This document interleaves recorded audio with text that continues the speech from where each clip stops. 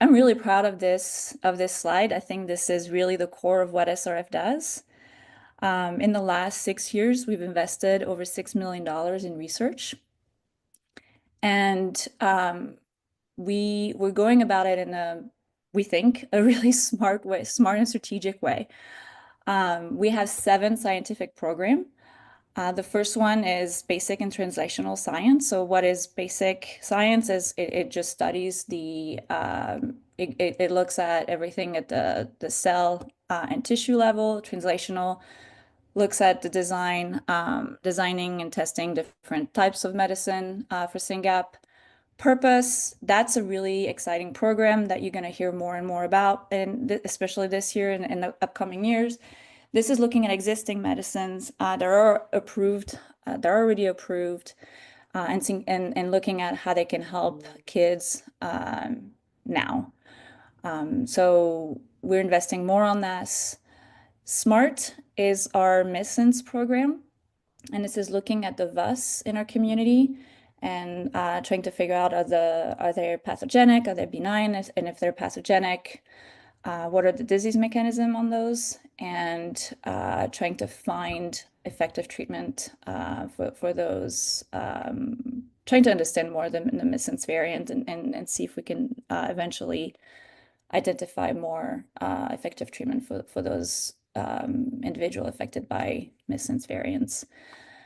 SBOM, that's biomarker and endpoints. That's a very important program. I mean, they're all important, obviously, but that's becoming more and more important as we get into clinical trials.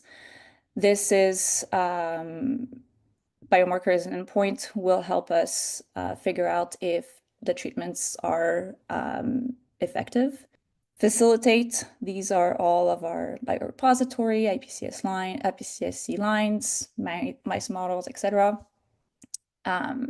SRDC, I always mess up the letters on that one. That's our Syngap1 related disorders characterization. That's pretty much understanding, getting a really good understanding of the disorder. And Syngap1 Promise, I'm sure you've heard of that. I hope you've heard of this. This is our natural history study.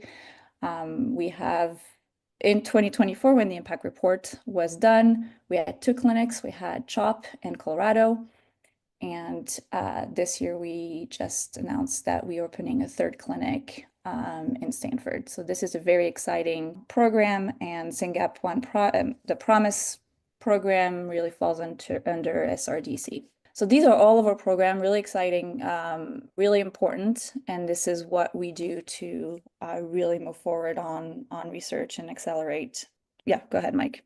I said 2 points. I think on SMART, what you said, Virginia, was that we're trying to find medicines to help our patients with missense, and that's true.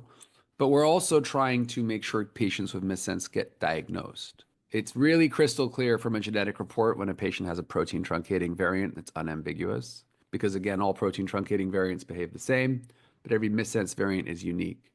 And so the problem we have is every single missense variant, if we haven't seen it before, people aren't sure how to classify it. So patients may not even be told it's disease-causing or pathogenic. And that's a big part of SMART. So there's and the bang for the buck there has been amazing. Like what we've spent versus what we've achieved is really remarkable. We've built tools that are available to clinicians right now who can use that. So that's a big part of SMART. And then on SRDC, I always like to remind people, the first Syngap patient was diagnosed in 2009. And that was in a paper in the New England Journal of Medicine. One does not get into the New England Journal of Medicine just coming up. This is a big deal. We created this, we identified a brand new human disease. So that was 16 years ago. So we are still desperately trying to get into the literature a description of our patients. Dr. Andrade with SRF support is still working on our study of adults. Only yesterday, I shared in my podcast, the Gillian McKee paper is out, which also continues to elucidate Syngapians. But it's just to point out, this is live work that we have to be doing to keep our disease front and center for the scientific and medical community. And it's I just wanted to make those 2 points. Thanks. This is good. Oh, great points.